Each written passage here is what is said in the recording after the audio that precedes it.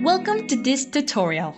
So, do you want to make a webcomic? Or basically, do you want to know the process behind what I do? Well, the first step is 1. Create a story.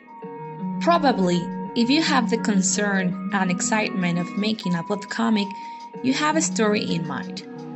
As the first tip that I can give you, and that have helped me to have my story in order without fear of losing or deleting it, is use this application, Milanote.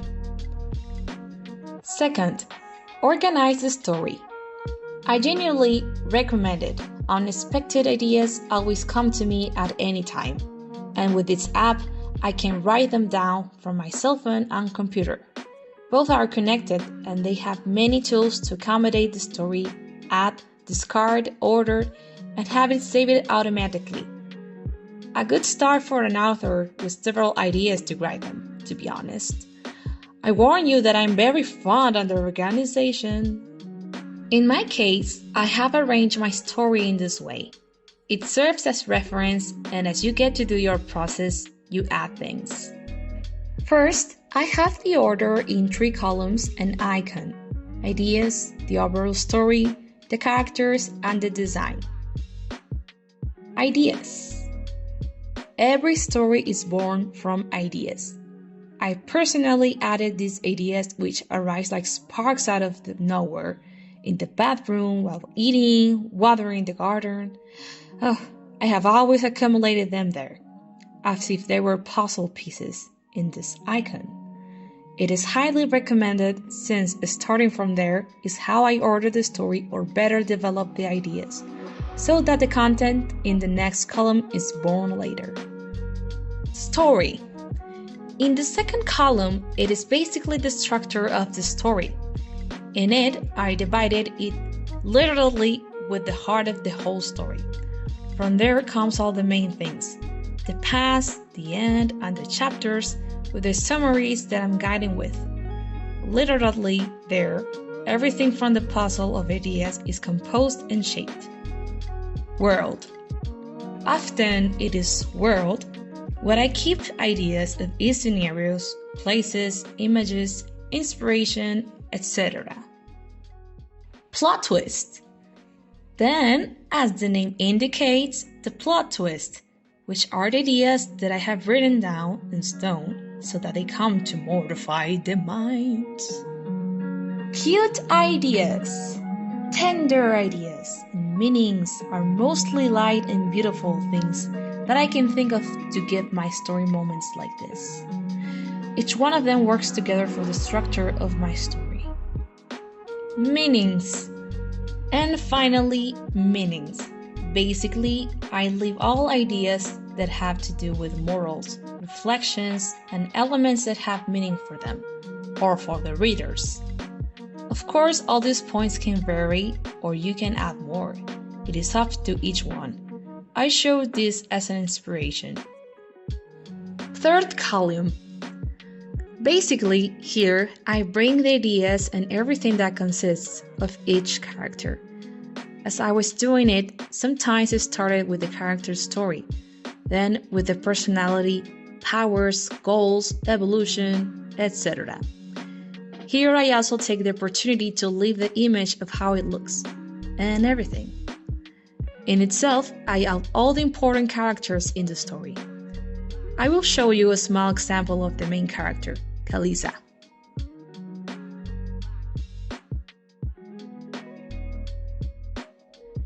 Fourth column.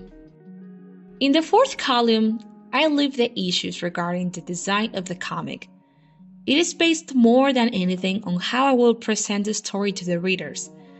That is, cover design, synopsis, design, title, etc. Over time, I added more icons, like when I created my team of assistants or planned a soundtrack in the story. From here, the name of the webcomic was born, so I recommend them to you as the last step in this general structure. If you have another accommodation method, go ahead. The point is that it works for you. In my own experience, I share what has helped me to this day. Now, after taking you on a journey through my process and a lot of etceteras of creating this webcomic, here's the visual part. Whee!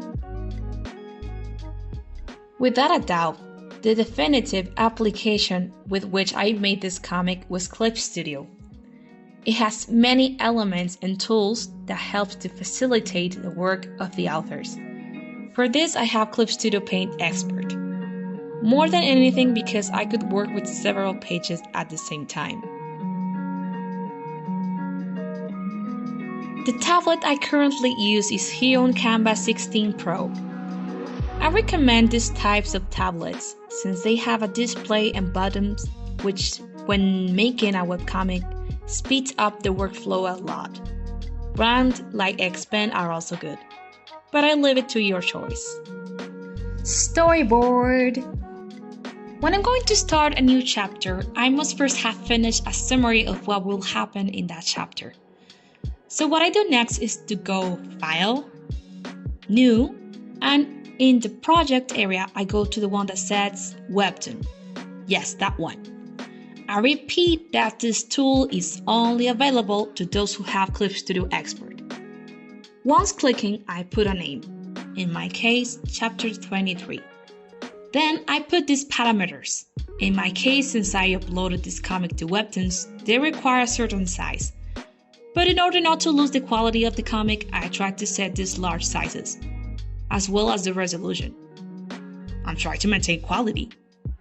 I add the paper color and put a pale color, since what follows is to make the sketches of the storyboard. It will not tire the eyes in this way, unlike having everything white and bright. Then in page settings, I enable it. And below, I give the number of pages option to 8, with the number I can start at standard. Depending on the chapter, this number may vary. Already in process, we can modify it. And we give it OK. With Ctrl+, we can zoom in on the strips. And with Ctrl- to zoom out. Save. After these strips were generated, at this point, they will already be saved in the folder that we indicated previously, with the name of the chapter. In my case, I made a second version, and it looks like this, the strips arranged. Be careful not to rename these files or Clip Studio will bother you.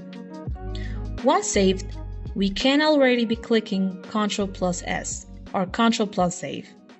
To save as if we were drinking water. To save as if we were taking air to breathe. Save please, for God's sake. Work area. So when I click on one, I usually start from here with the sketches. I like having a tab on the left to have a general image of all the strips, and the materials tab on the right. In Clip Studio, you can edit the windows just by dragging them. You can actually save the order by just going to Windows, Workspace, and finally Register Workspace. Now I try to start by generating the layers. I order them this way. Text. Here the dialogues will go, totally on top of everything. Sketch. This will be where I will do all the storyboard sketches. Frame. This folder will direct the drawings that are inside the panels. Not frame. It is similar, but this will include all the drawings that are not enclosed in panels. With this established, I now start sketching the storyboard. Tools and materials. Brushes. To do the sketches, I love using the brush Sketch 02. It's available here on Patreon in my brush pack. The link will be in the description. I promise you that the storyboarding process is longer than you think. This is how this step will look for me finished with all the sketches. If you're wondering why some strips have other sizes, I modify them using Edit, Change, Canvas Size, and drag the canvas to where I want. In this way, my inspiration is not cut off, and if the panel is long, it is not interrupted. If you do this, Try to use it in a balanced way so that the strip for the program it is not so heavy. And now the materials I use the most. Panels. To make panels, I use one found in the Assets Gallery in Clip Studio called Straight Set of Analog Wind. Analog. Yes, analog wind. I love it as it subtly feels the jagged edges and makes it look more handmade. When I have the sketch ready and accommodated, I enclose the drawings in these panels. Sometimes I use this other one so that they are not totally square, but with different angles. And I can edit them with the operation tool above and move the dots. So what you draw inside those boxes will not come out. I put all this in the frame folder. And in the layer where I draw, I put inside all those little icons in frame 1. If that purple mask that appears bothers you, I always remove it, clicking here above the layer and removing the Show Mask Area checkbox. Depending on the storyboard, I try that each frame has its distance, depending on how fast or slow what happens in the story is. You can find thousands of options that you like in the library that are more in the line with the style that you're looking for. Dialogues. After that step, I add the dialogues in the text folder. I transcribe what I had previously written on the storyboard and I make sure that everything is spelled correctly. Another thing that the editors advise me is to make sure that the line of the balloon points to the mouth of the character, not in the eye, not in the arm, not in the head, not at anything, but the mouth. Here I leave the tip. In my case, I usually use these materials for balloons. In the same way, there are thousands of options for balloons if you are looking for another style. And lastly, the font.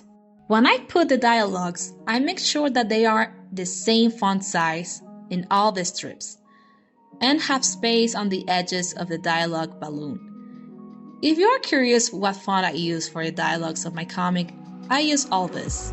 They were recommended by my editors and also some that I liked, since they say that this type of font is very legible and easy to read. Apart from that, it goes according to the style of my comic.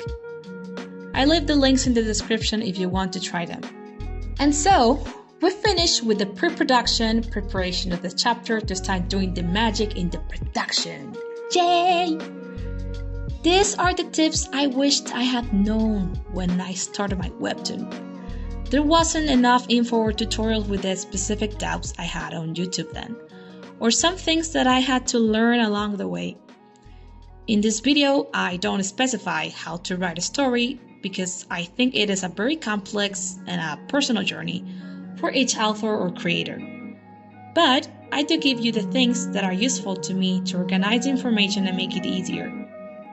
I hope that you have learned a lot and enjoyed this part 1 of the video tutorial.